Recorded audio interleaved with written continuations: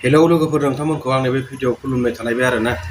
UPPL नि राकेश ब्रह्म सारा नै माने देरहाखागोन नालाय देरहाखासिगोन जोंहा होननानै दाउ अमा बोरमा जानो माने रेडि जाखाबाय आरो ना लोगोफोरा माने बे भिडिअनि गेजेरजों गासैखौबो बुजिलांजोबगोन नायबानो जाबाय जोबजासिम नाय बे जाम्बाफोरखौलाय बे जाम्बाफ्रा माने मुसलमानफोरनि भट लानानै बिपिएफ होनग्रा सोर साबैसे बर' लिडारा बर'फ्रा भट होयो बेखौ गावसिनाव सोंग्रोसाय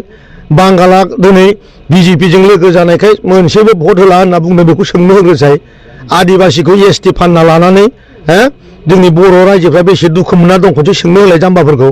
जेबो बिपिएफ गैया बे गावसोर न'खरनि साथाम साब्रै मानसिया बर' बिसोर बे 15 लाख 20 लाख गावनि न'आव सोना लाग्राफ्राल' बिसोरखौल' नोंसोर मोनदांफ्लाङो बे माबाफ्राबो नोंसोरनि निउस चेनेलनि मानसिफ्रा बेखौनो सोंफ्लांबाय थायो नोंसोराबो अब्ला नोंथाङा देरहानाया रोखा देरहाखांखाबायानो जों दिनै खामारदैसा प्राइमारियाव माबायदि फुरथि खालामगोन 9 तारिखआव बेनिसो जों जल्पना कल्पना खालामफैदों बेवहाय रावबो गैया खालि इउपिपिएल ट्रेक्टरानो गोजाजोब बेबो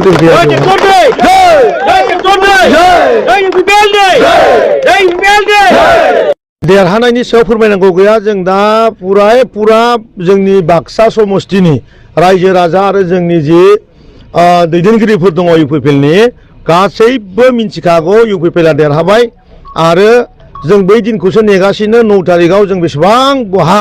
जोङो अमा बुथारनानै दाउ बुथारनानै जों खाना जागोन बिनि खोथा बाथ्राखौसो जों रायज्लायथिंगासिनो दङ बेसेबां लाखसो भट मोनगोन बायदि आं सानदों 1,20,000सो भट जों मोनगोन खारन दा बिपिएफनि जि टिकेटनि जि माने सरि केन्डिडेट जि दङ बियो माने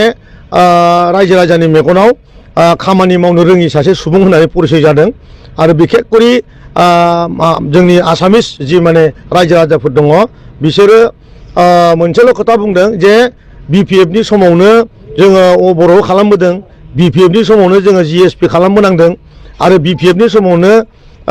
मानसि थैलायनाय घटना दानलाय सुलाय बर'जों हारसाजों दाङाबाजि जादों गतिके बे पार्टिखौ जोङो मालाबाबो सहाय खालामनो हाया गासैबो आसामिस मानसिफ्रा माने ट्रेक्टराव माने भट थुनो थाखाय एकदम माने बाददावखागासिनो माने गोसोफ्रा आरोखि